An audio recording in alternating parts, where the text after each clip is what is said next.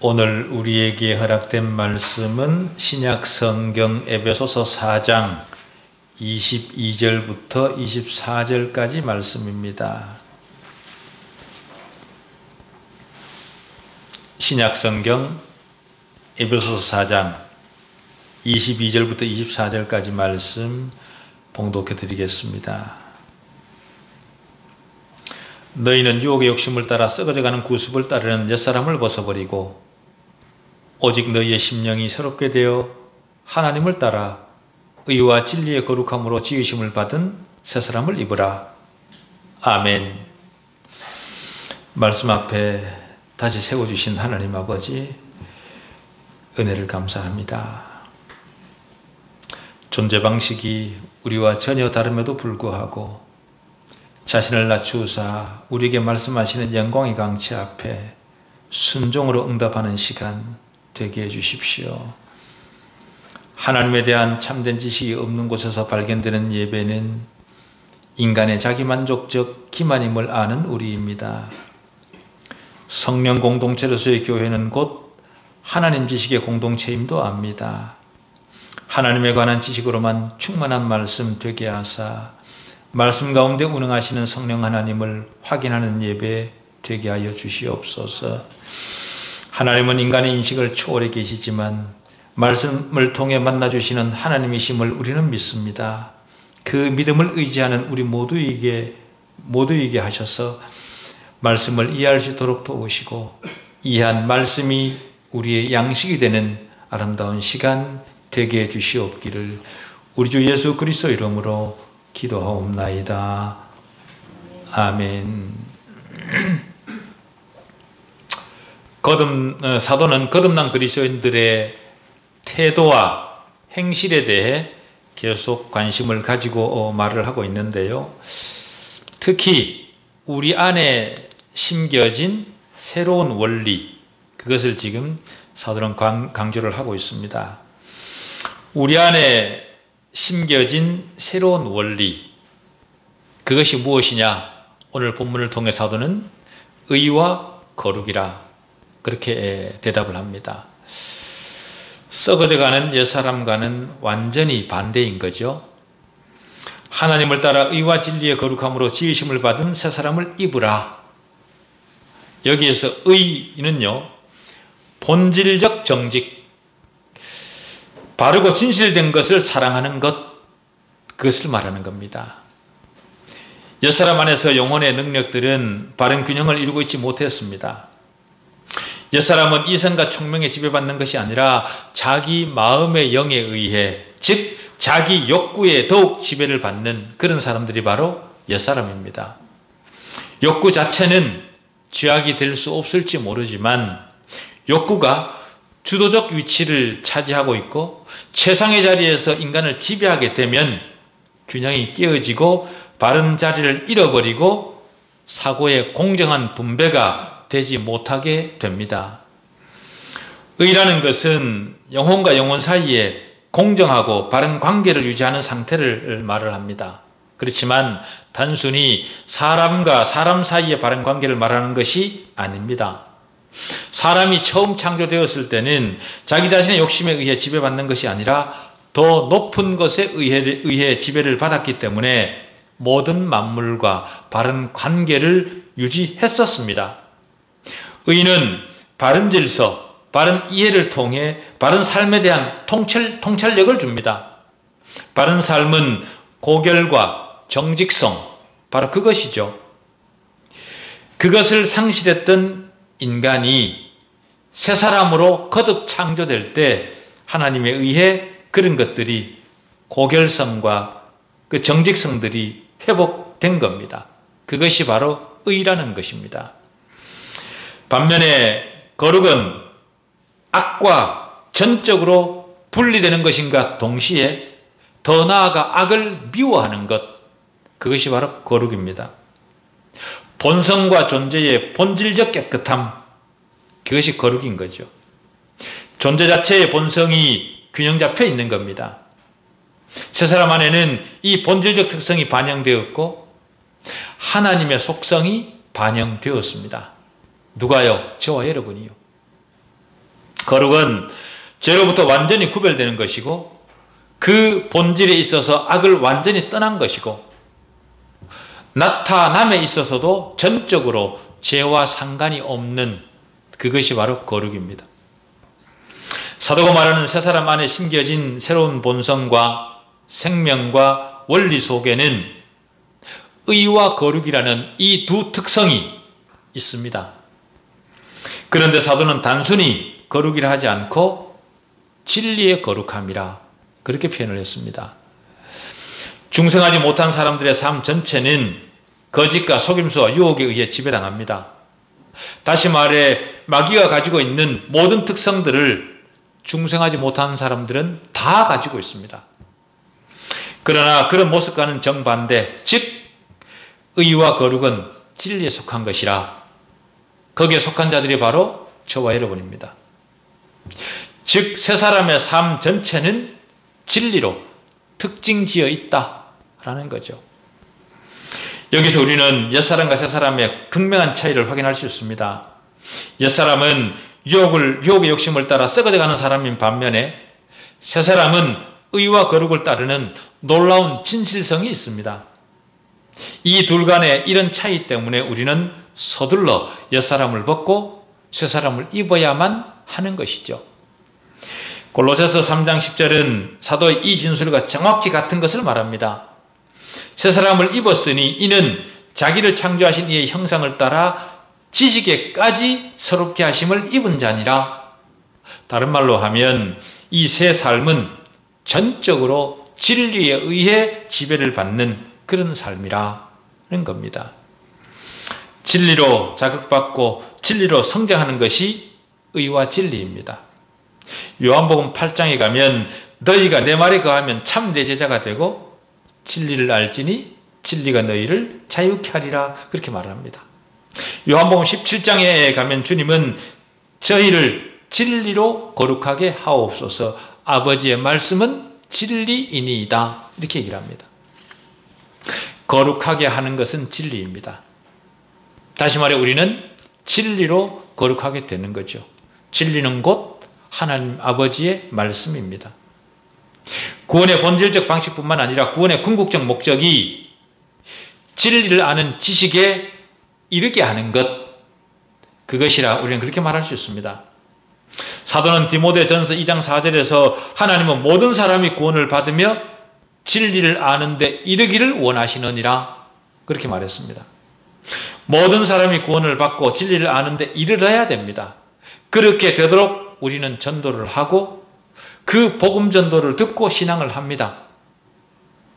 그런데 이미 그리스도를 신앙하고 있는 우리임에도 불구하고 옛사람을 벗고 새사람을 입으라는 권면을 받습니다. 왜 그럴까요? 그리스도 안에 있는 우리가 그리스도를 온전하게 쫓지 못하고 있기 때문에 이런 권면을 듣는 겁니다. 그렇다 보니 그리스도 안에 있다고 하는 우리나 교회의 모습이 우리가 예수 그리스도를 온전하게 바르게 쫓고 있지 못하고 있다가 보니 그리스도 안에 있다고 하는 우리나 교회의 모습이 성경이 진술하는 모습과 너무도 다릅니다. 왜 그렇습니까?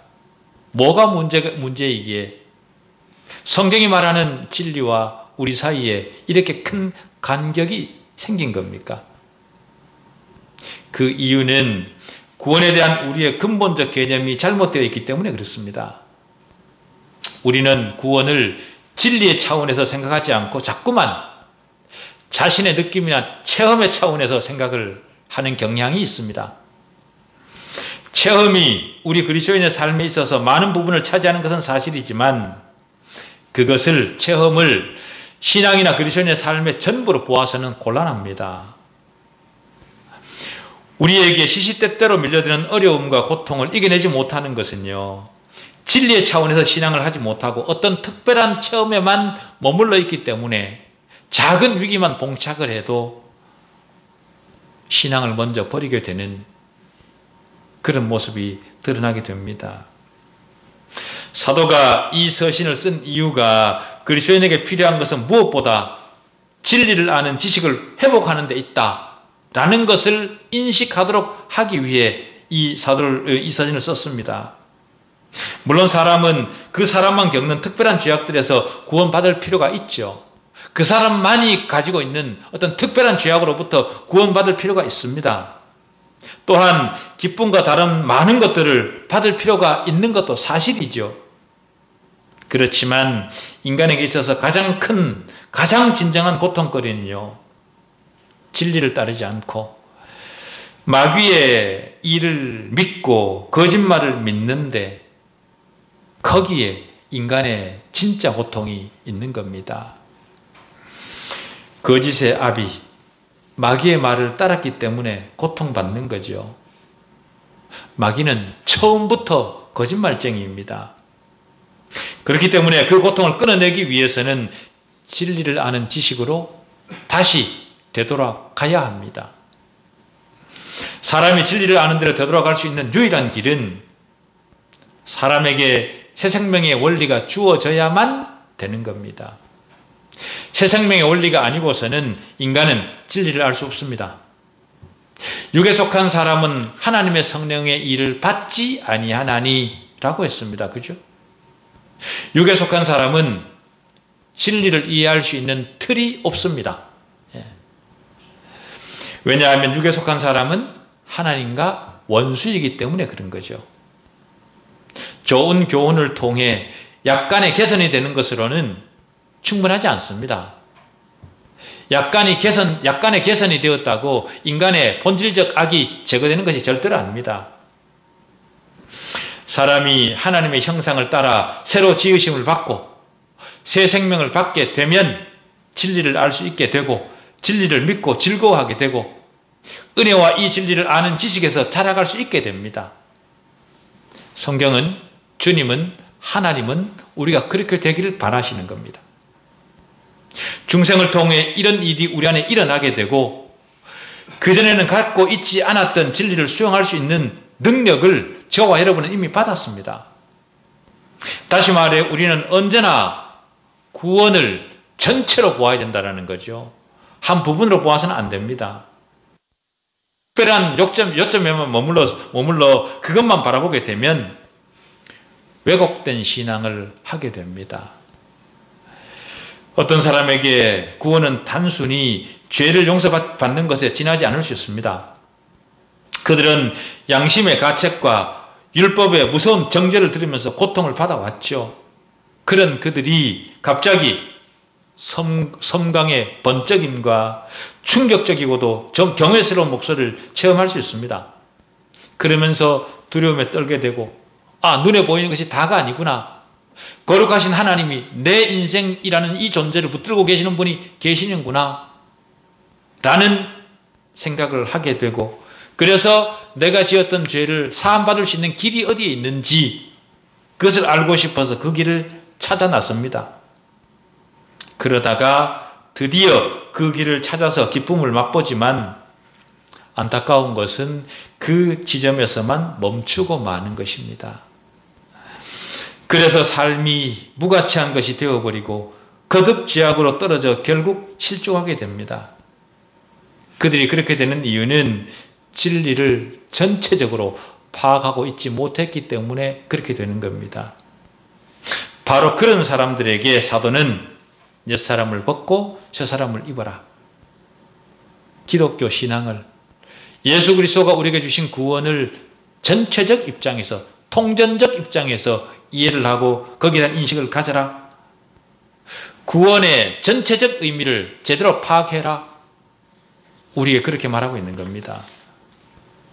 구원의 작은 부분만 붙들고 그것이 전부인 것처럼 알다가 다른 문제를 만나면 그 문제를 감당하지 못하고 퇴보하게 되는 겁니다. 얼마나 많은 사람들이 그렇게 되는지 모릅니다.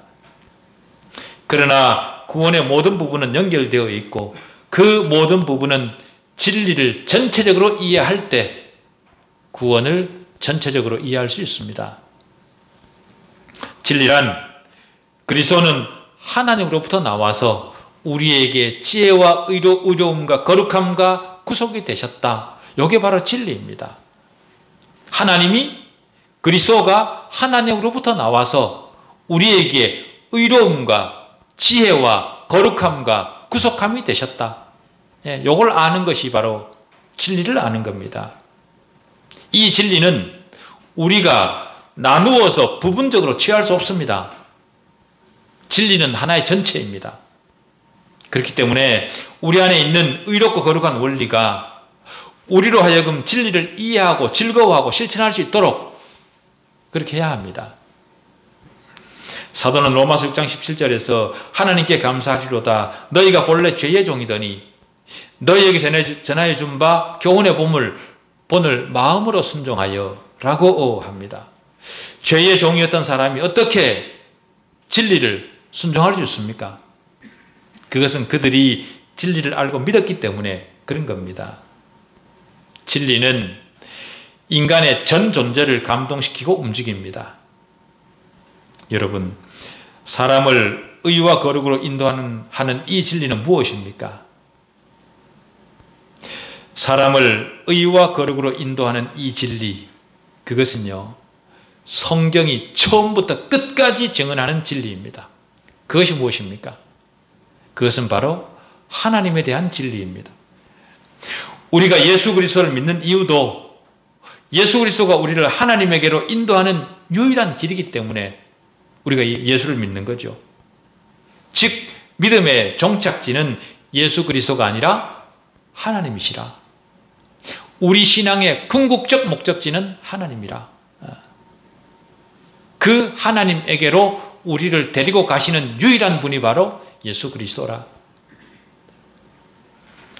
그럼에도 불구하고 현대교회는 그리스도가 시작이고 끝인 것처럼 사랑의 하나님만, 구속주 하나님만 강조를 합니다. 그러나 거룩하신 하나님을 함께 말하지 않는 것은요, 온전한 교회가 아닙니다. 언제나 레뎀토르 하나님만 강조할 것이 아니라 크레아토르 하나님도, 창조주 하나님으로서 하나님도 똑같은 비중으로 교회는 강조를 해야 됩니다. 우리는 하나님 자신을 위해 지음받은 존재들입니다. 그런 존재들이 하나님의 거룩을 망각하는 것은 말이 안 되죠. 그러면서도 하나님에 대한 모든 진리는 우리의 복되신 주님의 인격 속에서 더 충만하게 가르쳐지고 있습니다. 그래서 율법은 모세로 말미암아 주신 것이요 은혜와 진리는 예수 그리스도로 말미암아 온 것이라 그렇게 했고, 요한복음 14장에서는 나는 길이요 진리요 생명이니 나로 말미암지 않고는 아버지께로 올 자가 없느니라 그렇게 하셨습니다. 또한 주님만 하나님을 나타내셨습니다. 하나님을 본 사람이 없으되 아버지 품속에 있는 독생하신 하나님이 나타내셨느니라 그렇게 말합니다. 주님은 이 세상 삶의 끝에서 빌라도에게 내가 세상에 온 것은 진리를 증거하려 함이라 그렇게 말합니다. 주님은 우리를 구원하기 위해 오셨지만 그것보다 먼저 진리를 증거하시기 위해 오셨습니다. 주님이 우리를 구원으로 인도하시는 것은 우리로 하여금 진리를 아는 지식에 이르도록 만드셔서 구원으로 인도하는 겁니다. 그냥 뿅 구원하시는 것이 아니라 우리가 진리를 인식하도록 만드신 다음에 그것을 통해서 우리가 구원되도록 그렇게 하시는 겁니다.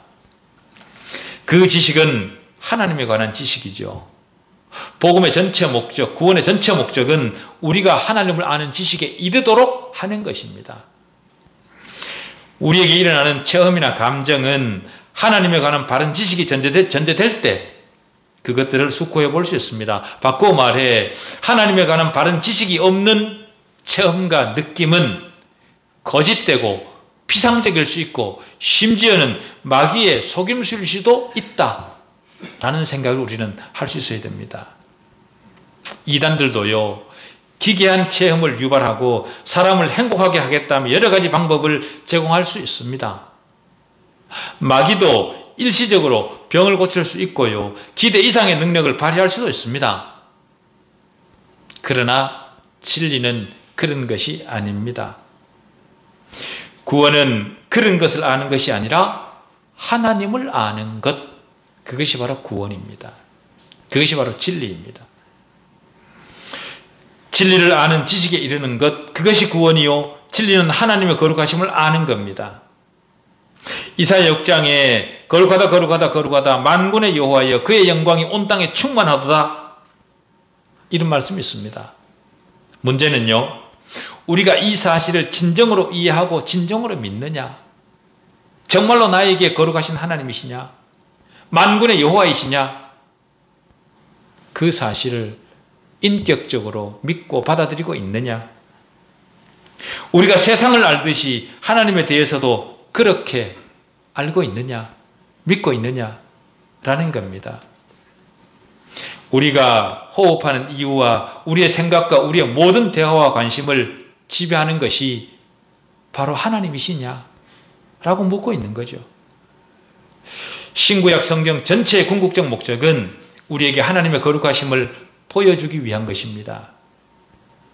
하나님 안에는 어두움이 조금도 없습니다. 회전하는 그림자도 없으신 모든 빛들의 아버지, 그분이 바로 우리의 하나님이십니다.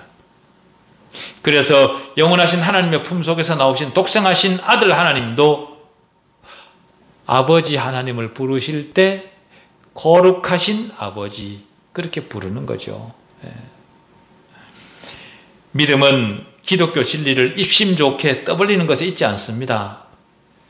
하나님을 향한 경외심과 하나님의 거룩하심을 참으로 알고 그것을 진정으로 믿고 삶의 현장에 그 믿음이 나타나도록 하는 것, 그것이 바로 믿음입니다.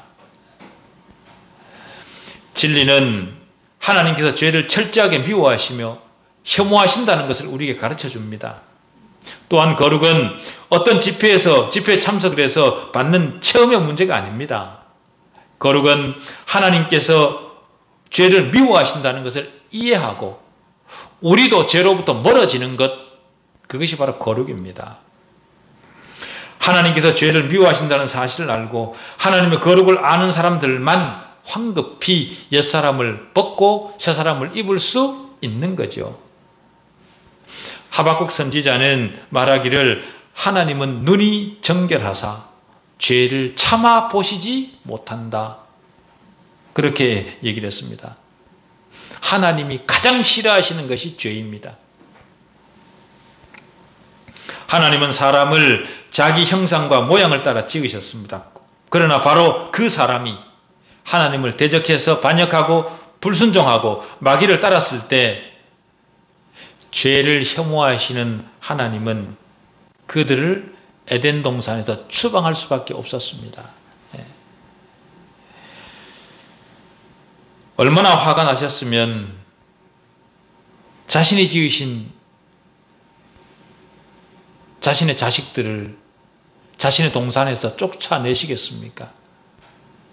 쫓아내실 뿐만 아니라 그룹들과 두루도는 화영검을 에덴 동산 가에 두셔서 그들이 다시 에덴으로 돌아오지 못하도록 지키도록 하셨습니다. 얼마나 죄가 미우면 그렇게 하셨겠습니까? 하나님이 지으셨음에도 불구하고 죄를 접한 인간을 용서하지 않고 추방하실 만큼 하나님은 죄를 미워하십니다. 하나님이 죄를 그토록 미워하시는 이유는요, 죄가 하나님의 거룩을 침범하기 때문에 죄를 그토록 싫어하시고 미워하시는 겁니다. 하나님이 가장 못 견디는 게 뭐냐? 침범당하는 것, 그것을 가장 싫어하십니다. 하나님의 거룩을 해치는 죄를 하나님은 그냥 두지 않으시고 심판하십니다. 우리가 너무나 잘 알고 있는 노아 홍수 사건, 그 사건을 통해 하나님은 한 가정 8식구를 제외한 온 땅을 멸하셨습니다. 왜 그랬을까요? 죄가 그만큼 미웠기 때문에 그렇게 하셨던 겁니다. 소돔과 고모라 사건을 보십시오. 죄를 방조하지 않으시는 하나님이 하나님의 백성인 이스라엘을 어떻게 다루시는지 보십시오. 하나님은 자신을 위해 이스라엘을 만드셨습니다. 그런 그들이 하나님의 백성들이 그것은 그냥 두지 않으시고 길을 들이시는 거죠. 그래서 애굽에서 430년을 종로로 다니셨고 70년 동안 바벨론의 포로 잡혀가도록 하셨고 아수르로 보내기도 하셨고 이방을 이용해 이스라엘을 멸하기도 하셨습니다. 이처럼 하나님은 죄에 대해서는 너무도 단호하신 하나님이십니다. 주님도 마찬가지입니다. 주님은 구더기도 타지 아니하며 불도 꺼지지 않는 곳에 대해 말씀하시죠. 악인들과 인내하지 못하는 자들이 거기서 영원토록 그것을 주님이 말씀하십니다. 요한계시록을 읽어보십시오. 어떤 것도 더러운 것이나 깨끗하지 못한 것은 거룩한 성에 들어가지 못한다는 것을 보게 됩니다. 거기에는 개들도 없고 행음하는 자들도 없습니다. 거룩한 성 예루살렘에는 불의를 행하는 것이 전혀 없습니다. 시편 15편을 읽어보십시오. 이렇게 얘기를 합니다. 여호와여 주의 장막에 머무를 자 누구 오며 주의 성산에 사는 자 누구 오니까 정직하게 행하며 공의를 실천하며 그의 마음에 진실을 말하며 그의 혀로 남을 허물하지 아니하고 그의 이웃에게 악을 행하지 아니하며 그의 이웃을 비방하지 아니하며 이렇게 얘기를 합니다. 정직한 시편 24편에도 여호와의 산에 오를 자 누구며 그의 거룩한 곳에 설 자가 누구인가 곧 손이 깨끗하며 마음이 청결하며 뜻을 허탄한 데 두지 아니하며 거짓 맹세하지 아니하는 자로다. 그는 여호와께 복을 받고 구원의 하나님께 의를 얻으리니 이는 여호와를 찾는 족속이요 야곱의 하나님의 얼굴을 구하는 자로다. 그렇게 말을 합니다. 분이죠. 우리는 거짓 맹세하지 아니하고 허튼 소리 하지 아니하고 가지 아니하고 거룩함 그것이 없이는 아무도 주를 보지 못합니다. 누가 소멸하는 불과 함께 영원히 거할 것입니까? 우리 중 누가 영원히 타는 불 속에 있겠습니까? 이런 말을 하면은요, 어떤 사람들은 속으로 이제는 거룩으로 구원받는 것이 아니라 예수 그리스도의 피 때문에 모든 상황이 달라졌고 그래서 우리는 있지 않습니까? 라고 마음속으로 반문할지 모르겠습니다. 다시 말해 없이 피가 우리를 하나님 앞으로 안내하도록 되었다는 거죠. 맞습니다.